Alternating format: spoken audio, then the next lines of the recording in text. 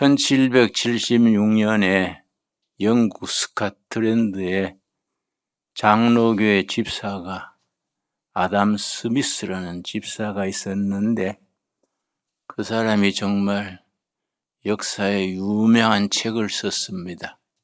국부론, 웰스 오브 네이션즈. 한 나라는 어떻게 부강한 나라가 되고 백성들이 안정된 생활을 할 수 있게 되느냐, 그걸 쓴 책이고, 100년 조금 못 되는 1863년에 독일의 칼 막스가 자본론, 다스 카피탈리스무스라는 책을 썼습니다. 두 책이 나온 이래로 세계가 둘로 갈라졌습니다. 아담 스미스의 국부론을 국가 경영의 이론으로 삼는 국가들은 민주주의, 자본주의 국가가 되고, 칼 막스의 자본론을 국가 경영 이론으로 삼는 나라들은 사회주의, 공산주의가 됐습니다. 그 이후로 지금까지 세계가 두 편으로 갈라져서 전쟁도 하고 갈등도 하고 어려움을 겪어왔습니다. 우리나라는 1945년 해방된 이래로 두 가지 사상이 부딪혔습니다. 완전히 세계의 이데올로기 전쟁의 하나의 모판처럼 한반도 문제가 세계 문제가 격돌하는 아주 치열한 역사의 현장이 됐습니다. 북한은 소련군 대위 출신 김일성이 사회주의, 공산주의 이론으로 인민민주주의 공화국을 세우고, 남한은 이승만 박사가 아담 스미스의 국부론 그 정신을 이어받은 자유민주주의, 자본주의 국가를 세웠습니다. 그런데 그 이래로 지금 78년째 들어가는데 두 체제가 부딪혀서 6.25 전쟁도 겪고 많은 갈등을 겪었는데, 중요한 것은 그 체제 경쟁, 북한의 공산주의, 남한의 자유민주주의 체제 경쟁에서 남한의 자유민주주의가 완전히 승리했습니다. 1961년 5.16 군사혁명 날 때만 해도 반대를 했습니다. 그때 남한은 국민소득이 78달러, 북한은 240달러. 1961년 그때는 북한이 우리보다가 4배 더 잘 살았습니다. 근데 그 뒤에 역전됐습니다. 지금은 남한과 북한의 국력 차가 60대 1 정도로 그렇게 벌어졌습니다. 그런 걸 이제 이승만 대통령, 초대 대통령의 입장을 다루는 다큐멘터리 영화가 요즘 극장가에서 상영 중인 건국전쟁, 우리 두레마을 식구들은 다 같이 보고 또 저녁 식사하고 왔습니다. 우리 두레국제학교 학생들은 내일 개학인데, 내일 개학하면은 이번 주 중에 전교생이 교사들하고 가서 같이 보려고 그럽니다. 옥정리의 의정부의 그 영화를 이제 상영하는 극장이 있습니다. 미리 예약을 해서 전교생이 가서 같이 보고, 또 마치고 나서 아이스크림 하나씩 사 먹고 좀 즐거운 시간을 보내려고 그럽니다. 중학교 때부터 그런 사상, 체제에 대한 교육을 받아야 되는데, 우리나라 역사 교육이 병들어가지고 거꾸로 가르친 거지요. 미군은 우리나라에 점령군으로 왔다, 소련군은 해방군으로 왔다. 완전히 다르지 않습니까? 이승만은 친미, 친일 이거는 반역자다. 김일성은 민족 해방의 영웅이다. 이런 식으로 가르쳤습니다. 그게 역사 교육이란 것이 엄청 중요한 거지요. 거기에 대해서 다큐멘터리로 실제 사건을 이렇게 다큐멘터리로 만든 영화가 이제 건국 전쟁이지요. 그리고 우리가 그런 체제 경쟁, 이데올로기 사상에 대해서 교회는 분명한 입장을 가져야 됩니다.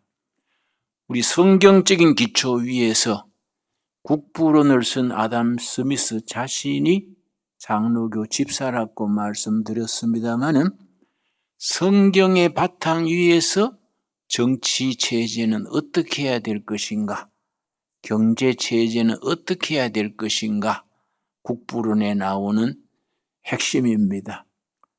그 국부론의 아담 스미스 집사가 쓰기를 대장간에서 정육점에서 돼지고기 파는 사람이 소비자의 이익을 위해서 파는 게 아니다.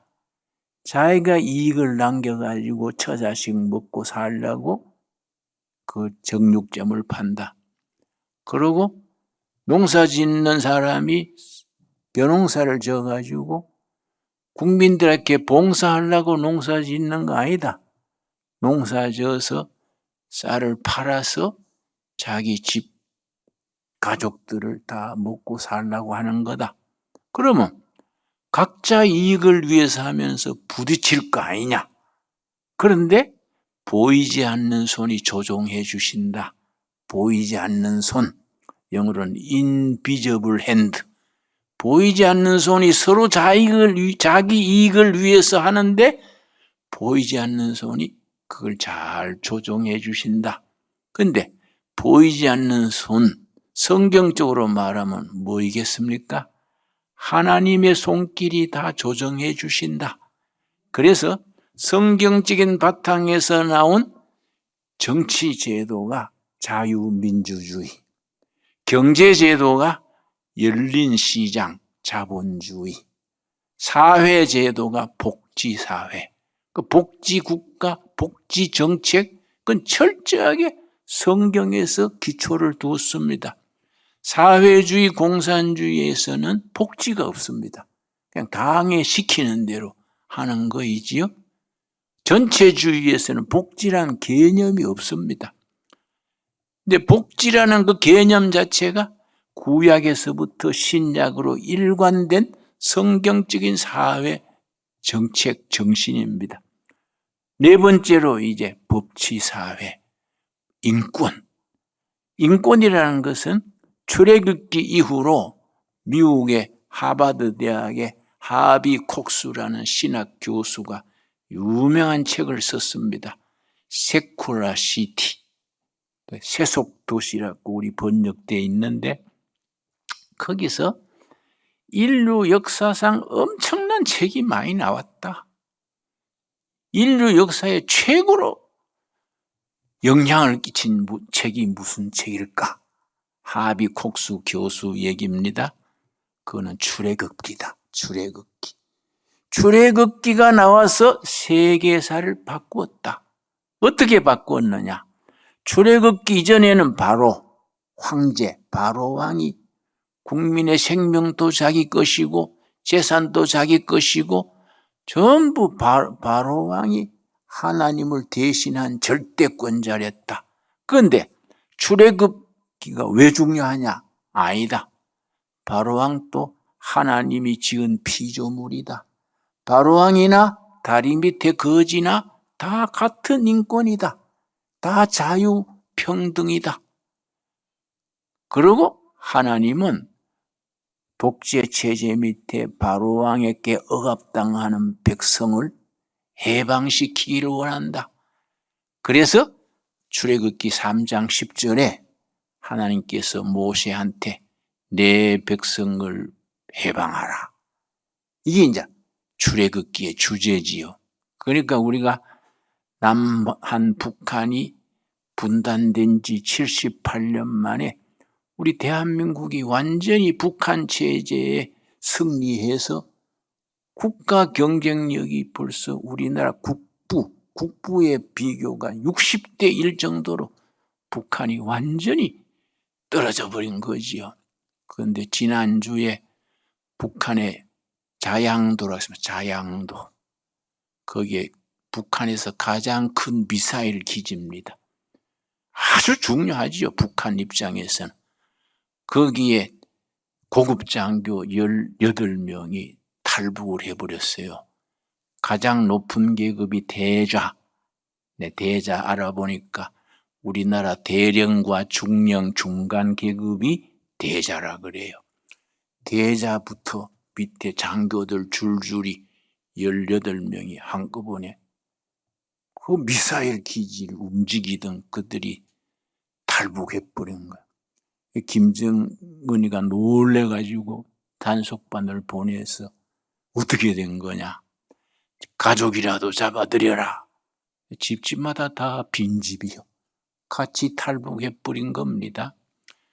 그 대단한 사건이지요. 근데 우리 탈북 주민들이 처음에는 배고파가지고 탈북을 많이 했는데 지금은 달라졌어요. 특별히 5, 6년 전부터 고위층이, 특별히 외교관이 지난 한 해 동안 탈북했는 외교관 대사급만 10명이 넘어요. 고위층이 탈북하는 거예요. 그러니까 이거는 북한으로서는 심각하지요. 독일의 경우에 동독은 공산주의고 서독은 민주주의랬는데 아주 동독에서 서독으로 옮겨오는 사람들이 갑자기 폭증했습니다. 굉장히 많은 동독 사람들이 서독으로 피해왔는데 그게 통일의 징조예요. 그 뒤에 얼마 안 해서 베를린 장벽이 무너지고 통일이 된 거지요. 독일의 경우를 생각해 보면 북한의 고위층이 많이 탈북해오고 심지어 미사일 부대 전체 장교 18명이 가족 데리고 미리 준비했겠지요. 깜짝까지 탈북하는 그런 자체가 통일이 가까웠다는 우리 징조라 할 수 있겠습니다. 우리나라 위해서 기도해야 돼요. 근데 엉뚱한데 남한에서는 무슨 김일성 주체 사상이 민족의 희망이다. 그걸 주사파라 그래요. 영어로는 NL 그룹 그럽니다. National Liberation, 민족 해방 정선. NL 그룹이 주사파입니다. 그 사람들이 국회의원도 하고 장관도 하고 청와대 비서들도 하고 그랬지요. 그러니까 지금 나라가 위험했었지요. 그러나 정말 하나님이 보호하사 그런 고비를 넘긴 거지요.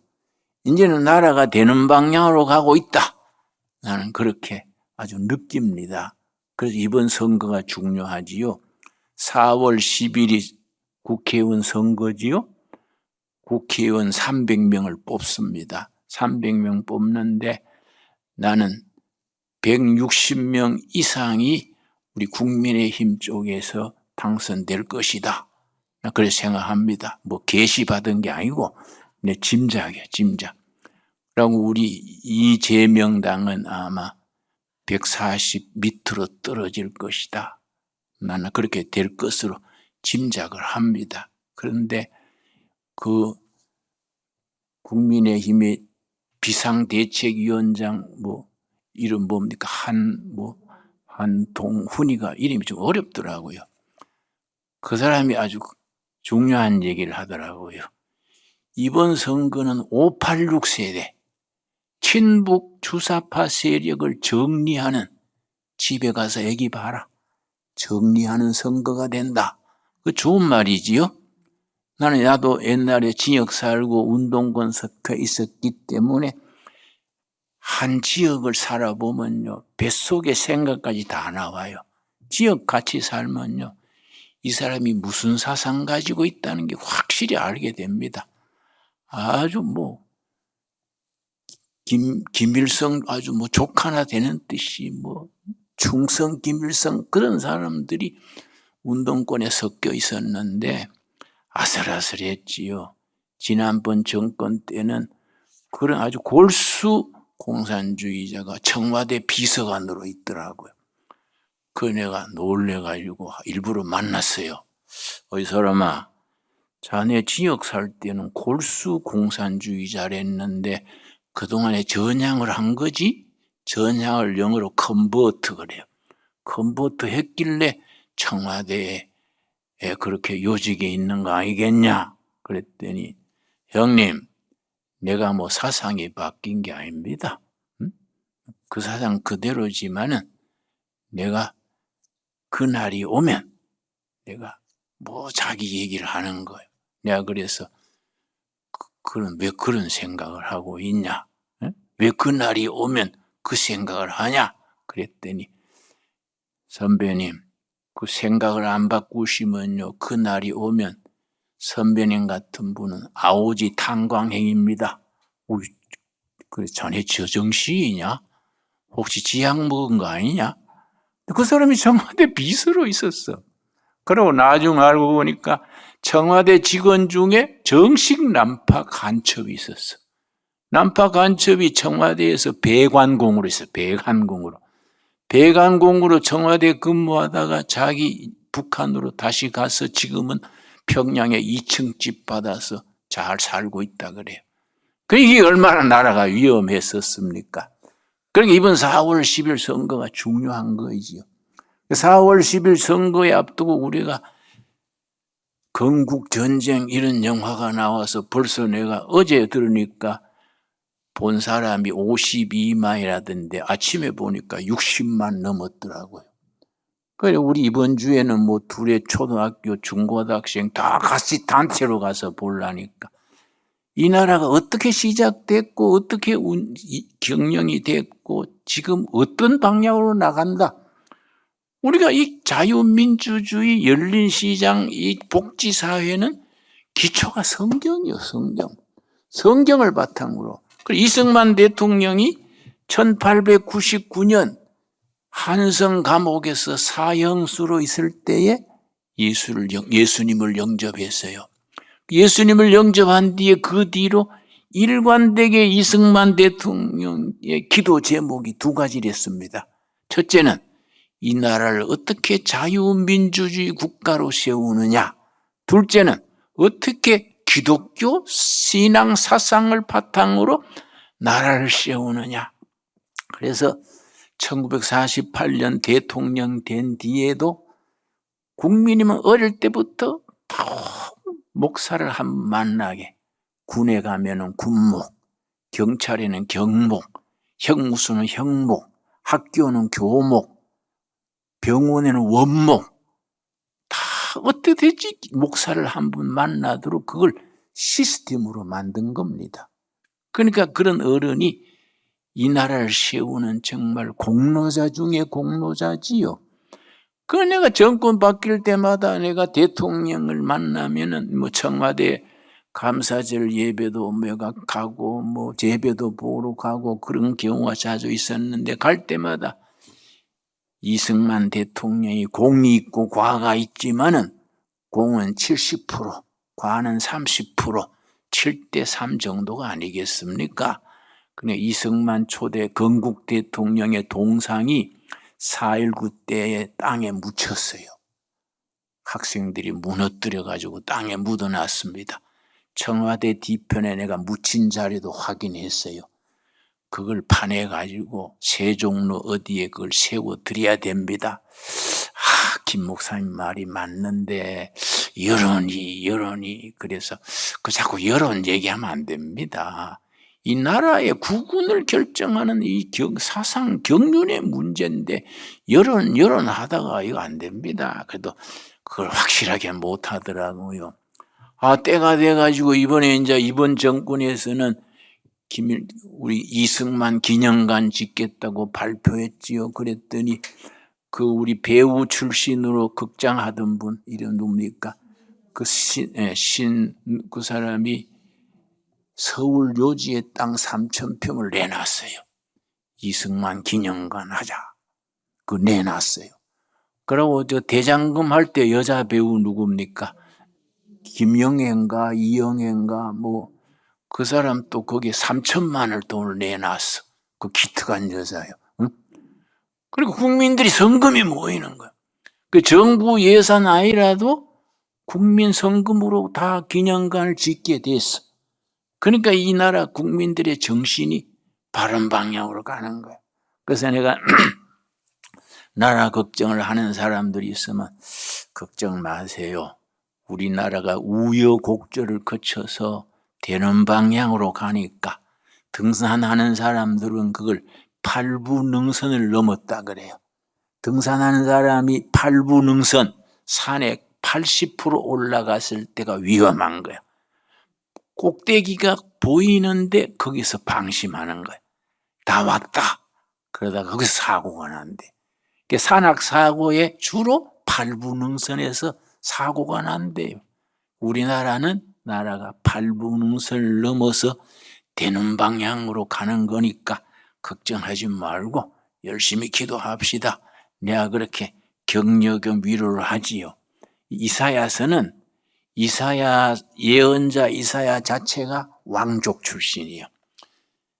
히스기야 왕 때에 이사야가 예언 활동을 했는데 그 히스기야 왕이 이사야의 사촌이요. 사촌 형님이랬어. 그러니까 젊을 때 왕족 교육을 받은 거예요. 그래서 최고의 식견, 지도자 코스를 거친 겁니다. 요즘 말하면 CEO, 최고 경영자 코스를 겪은 사람이 이사야 선지요. 그래서 이사야서 66장 전체에는 국가 경영에 대한 비전, 국제 정세 이런 거에 대해서 아주 해박한 거예요. 그리고 영적 상상력이 넘치는 거예요. 그래서 오늘 지금 본문 말씀도 뭐라 그랬습니까? 이사야 65장 17절에 뭐라 그랬습니까? 보라, 내가 새 하늘과 새 땅을 창조한다.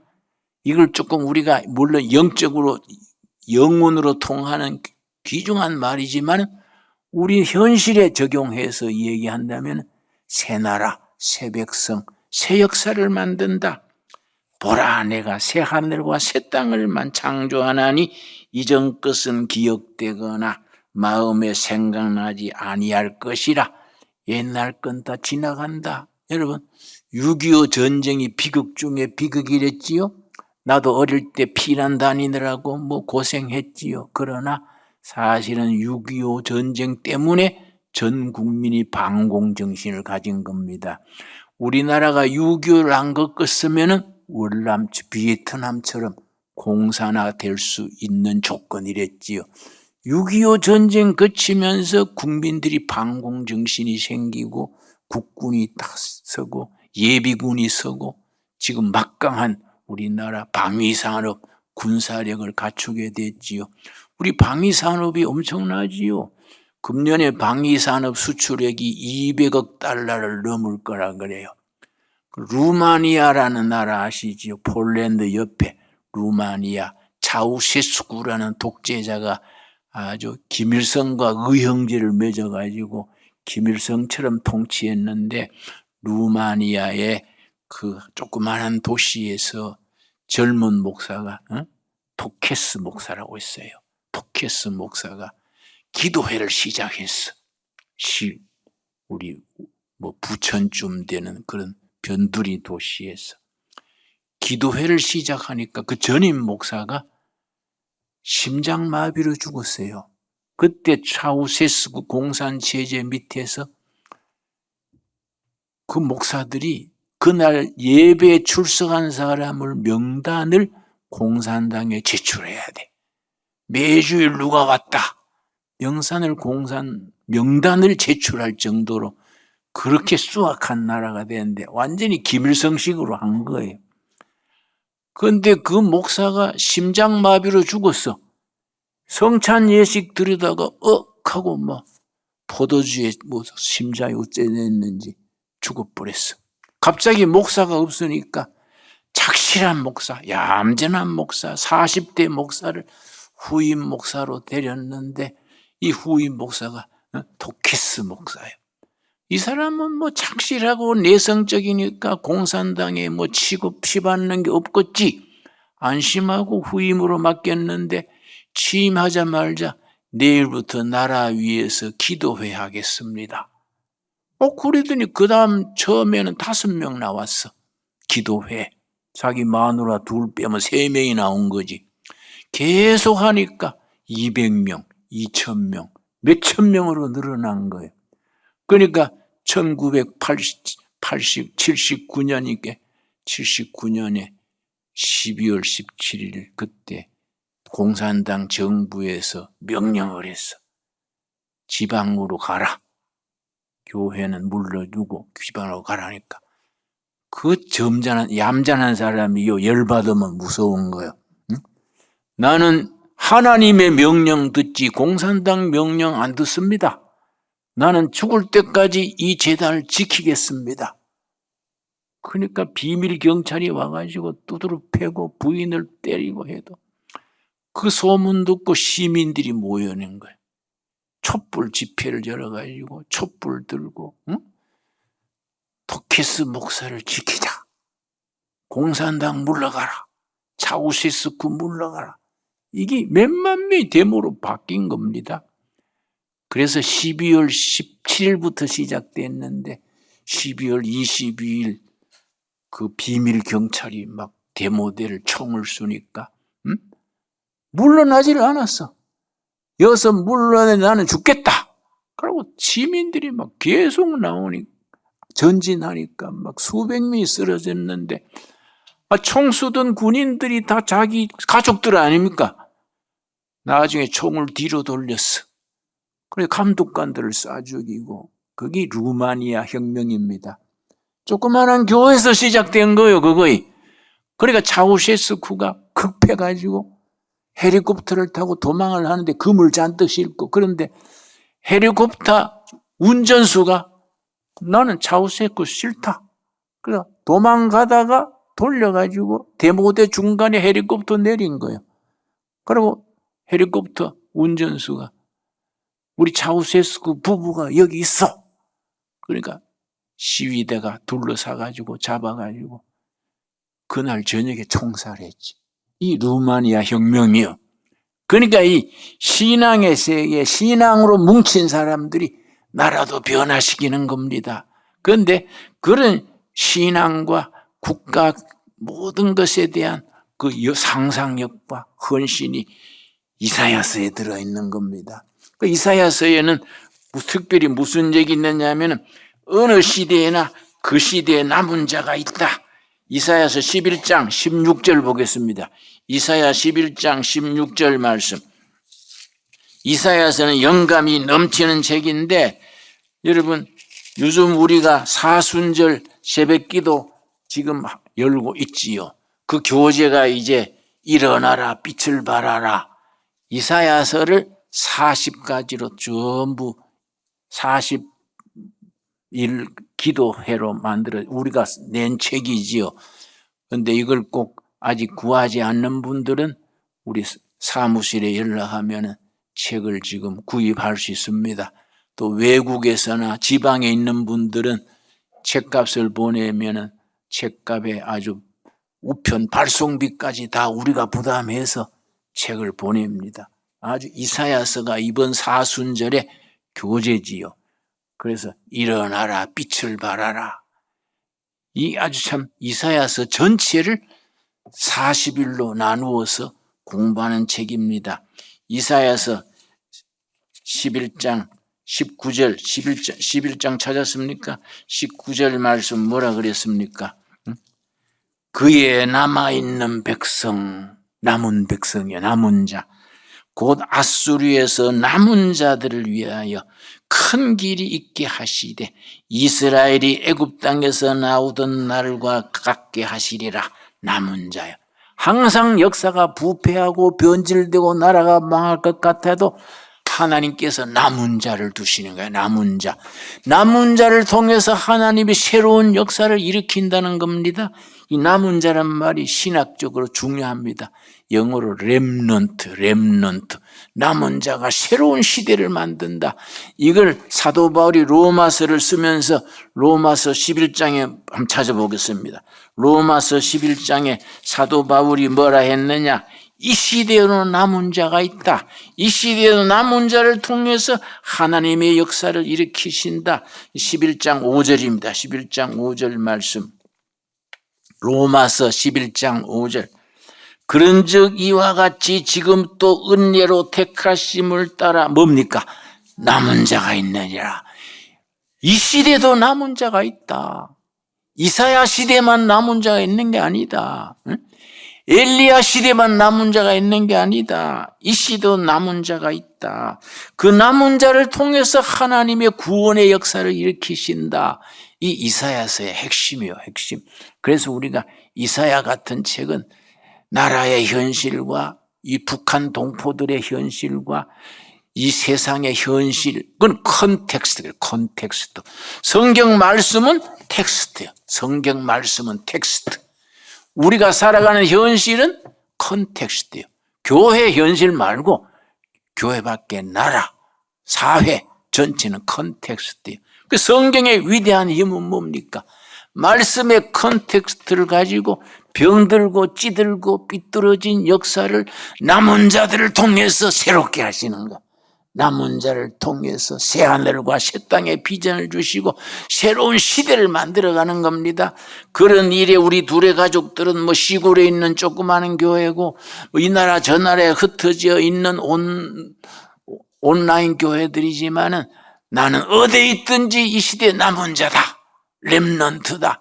그런 긍지, 자부심, 사명감을 누릴 수 있게 되기 바랍니다. 기도하겠습니다. 주님 은혜를 감사드립니다. 때를 따라 도우셔서 우리에게 남은 자의 사명을 주시고 위대하신 하나님의 살아계신 하나님의 말씀을 통해서 병든 역사를 치료하며 백성들에게 구원 역사를 이루며 우리가 통일 한국 시대를 내다보면서 성서 위에 나라를 세우는 비전을 주셔서 감사합니다. 성서 위에 이 나라를 만들고 통일 한국이 예수 잘 믿어 복받아서 5대양 6대주의 복음 전하는 축복된 사명을 감당케 하여 주시옵소서. 오늘 또 북한 2200만 동포 김정은 압제 아래 신음하고 있습니다. 역사를 주장하시는 하나님, 주님께서 북한 동포들에게 출애굽의 역사, 내 백성을 해방하라, 내 백성을 인도하라, 그 말씀 우리 한국교회에 우리들에게 허락하여 주시옵소서. 예수님 이름 받들어 기도드렸사옵나이다. 아멘.